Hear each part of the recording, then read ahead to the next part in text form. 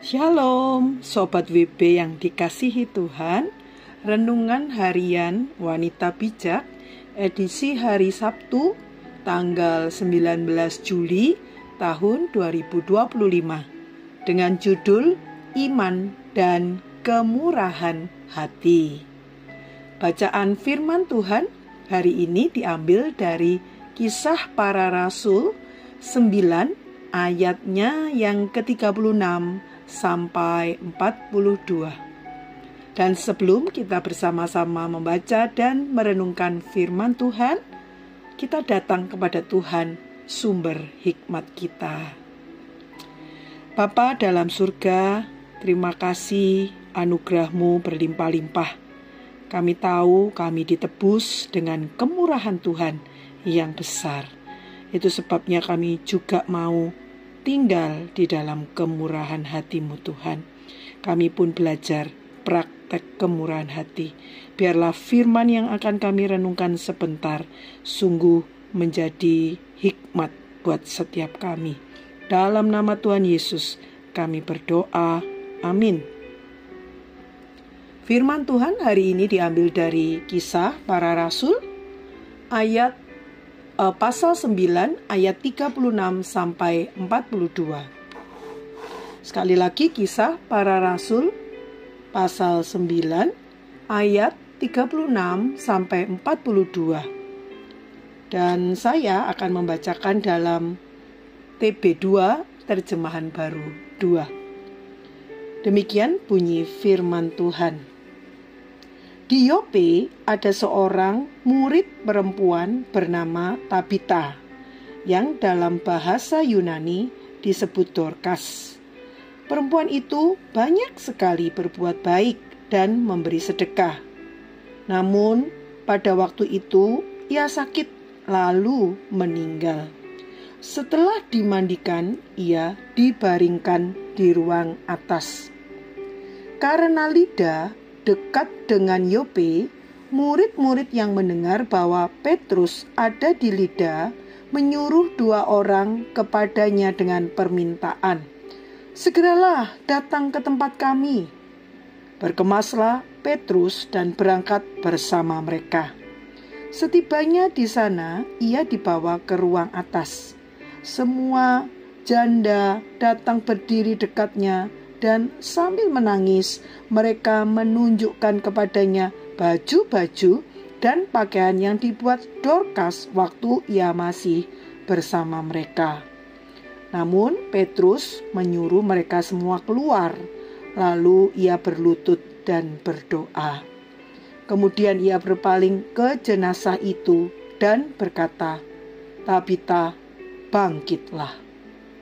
Lalu Tabita membuka matanya, dan ketika melihat Petrus, ia bangun lalu duduk. Petrus memegang tangannya dan membantu dia berdiri. Kemudian ia memanggil orang-orang kudus beserta janda-janda, lalu menunjukkan kepada mereka bahwa perempuan itu hidup.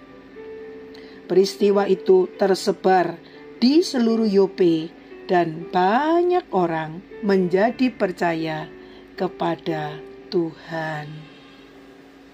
Sambil kita membaca firman Tuhan, mari kita merenungkannya. Apa yang telah Dorkas lakukan sebelum dia meninggal? Mengapa para janda menangisi kematian Dorkas? Dan mujizat apa yang dilakukan Petrus terhadap Dorkas? Sobat WB, Dorkas, seorang perempuan biasa yang tinggal di Yope. Namun dikatakan Dorkas banyak sekali berbuat baik dan memberi sedekah. Salah satunya lewat talenta yang dia miliki, yaitu menjahit baju. Inilah yang luar biasa dalam diri Dorkas. Di Yope banyak janda-janda yang ditinggal mati oleh suami mereka ketika pergi melaut. Dorkas melihat kebutuhan janda-janda tersebut, dan lewat talenta yang dimiliki, Dorkas menjahitkan baju untuk para janda-janda di Yope.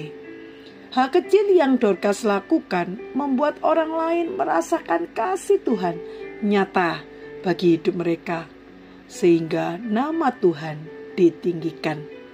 Kemurahan hati Dorcas membuat orang lain mengenal kasih Tuhan.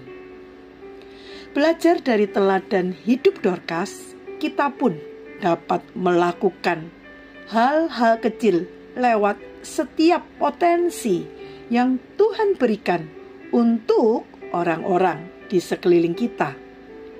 Apapun talenta yang Tuhan sudah taruh di hidup kita, Ia mau kita berfungsi dan menjadi berkat bagi banyak orang, dan nama Tuhan ditinggikan. Sudahkah kita menggunakannya dengan tekun dan setia? Sebelum membagikan kepada rekan di dalam kelompok pemuritan berkat yang sudah kita terima dan komitmen kita, mari sekali lagi kita berdoa. Tuhan, tolong kami semua, Tuhan, wanita-wanita yang sudah Tuhan tebus untuk memakai hidup kami seperti Dorcas, menggunakan setiap potensi di hidup kami untuk membawa orang mengenal kasih-Mu. Supaya tidak hanya kami yang menerima kemurahan-Mu Tuhan, tetapi orang-orang di sekitar kami menerima kemurahan-Mu. Ajar kami Tuhan seperti Dorcas yang hidupnya jadi berkat. Dalam nama Tuhan Yesus kami bersyukur. Amin. Hendaklah kamu murah hati sama seperti Bapamu murah hati. Lukas 6 ayat 36, terjemahan baru 2.